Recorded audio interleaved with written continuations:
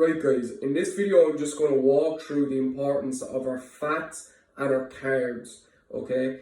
So these play a very important role, but they're not overly important when losing weight. They are very, very important still, but they're not as important as what we previously talked about, which is our protein intake, okay? Now, let's go over the role of carbs firstly, okay? So the role of carbs, guys, is to fuel our body. Carbs are our friends, okay? They're very helpful. They help to fuel our muscles. They give us energy. They fuel us for performance, for activities or whatever, okay? So why that happens is carbs give our bodies glucose. Glucose is broken down into glycogen, which is stored in your muscles. Glycogen is used as an inhibitor to help your muscles contract and work, and it's giving our muscles energy, okay? Now, we want to fuel our body with carbs as much as we possibly can, especially when in a deficit. If we cut out our carbs, guys, we can lose a lot of energy, we can feel a bit downtrodden, it's hard to be very active. So we're going to try and keep our carbs thereabouts, how it fits into our protein intake, but we do need to keep the carbs relatively moderate to high, okay? So we need to, that's our second priority, is our carbs. They're there for fuel, okay?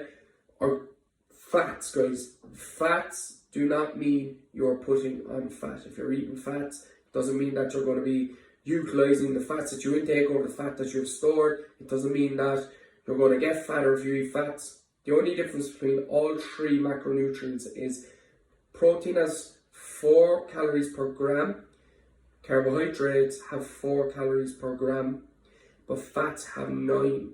So fats are just that bit more calorie dense. Fats are probably the first thing that are going to take a hit when you're in a deficit.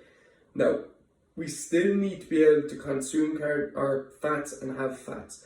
Fats are vitally important for hormonal homeostasis, so being able to maintain hormone levels like estrogen and testosterone and so on. They play a very vital role. They're very good for your the health of your vital organs and so on, especially healthy fats and good fats, okay? So, but when we're in a deficit, guys, your estrogen, testosterone is going to drop off naturally anyway.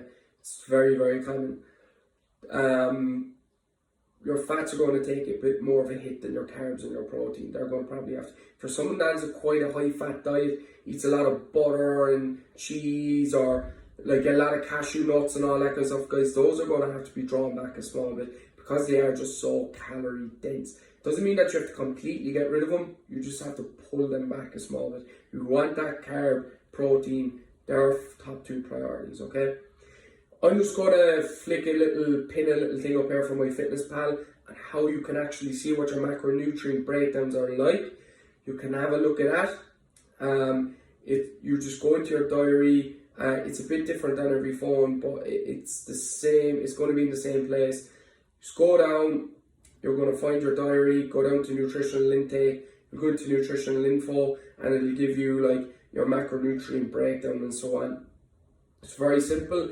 When you're connected to the app, I'm going to be able to see all this anyway, okay? I would prefer to see a quite high protein intake, moderate carbs. If your fats are kind of low to moderate, I'm not too bothered. But if I'm seeing something like a high fat, low protein, high carb diet, I know that there's something going wrong here, guys. But MyFitnessPal, ignore whatever it gives you calorie-wise. I will give you your calories. But, like, it is quite good for tracking our macronutrients and so on.